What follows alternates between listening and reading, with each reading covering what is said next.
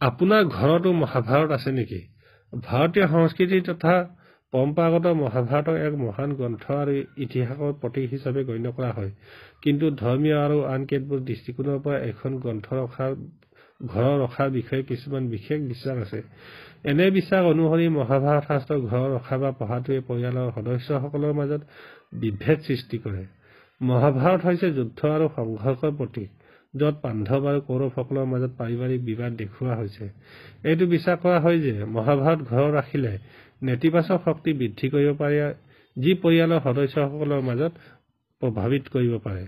প্ৰকৃততে শান্তি, সমৃদ্ধি আৰু ইতিবাচকতাৰ যোগাযোগ কৰা এনে বস্তুবোৰ ঘৰত ৰাখিব লাগে। যুদ্ধ আৰু ধ্বংসৰ প্ৰতীক বুলি গণ্য কৰা মহাভাৰতক ঘৰত ৰাখিলে অস্থিৰতা আৰু মানসিক চাপ সৃষ্টি কৰিব পাৰে।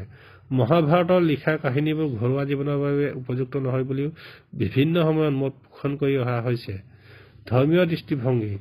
মহাভাৰত ভগৱান শ্ৰীকৃষ্ণৰ সৈতে সম্পৰ্কিত, যি ধৰ্ম আৰু ন্যায় প্ৰতিষ্ঠাৰ বাবে কাম কৰে। ইয়াক ধৰ্মীয়ভাৱে পঢ়া আৰু বুজা হয়, কিন্তু ইয়াক মন্দিৰ বা উপাসনা স্থলীৰ বাহিৰত ৰখাটো অনুচিত বুলি গণ্য কৰা হয়। মহাভাৰতৰ কাহিনীবোৰ বুজিবলৈ আৰু গ্ৰহণ কৰিবলৈ ইয়াক এক নিৰ্দিষ্ট ধৰ্মীয় আৰু আধ্যাত্মিক প্ৰেক্ষাপটত পঢ়িব লাগিব।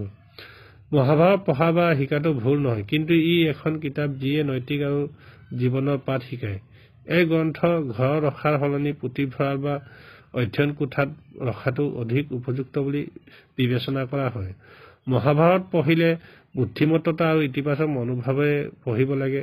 যদি আপুনি মহাভাৰত পঢ়িব বিচাৰে, এক শুভ সময়ত পঢ়া আৰম্ভ কৰক, ইয়াক সঠিক স্থানত ৰাখক আৰু নিয়মীয়াকৈ পৰিষ্কাৰ কৰক। ঘৰত শান্তি বজাই ৰাখিবলৈ ভাগৱত গীতা বা অন্যান্য ধৰ্মীয় গ্ৰন্থ অধ্যয়ন কৰক।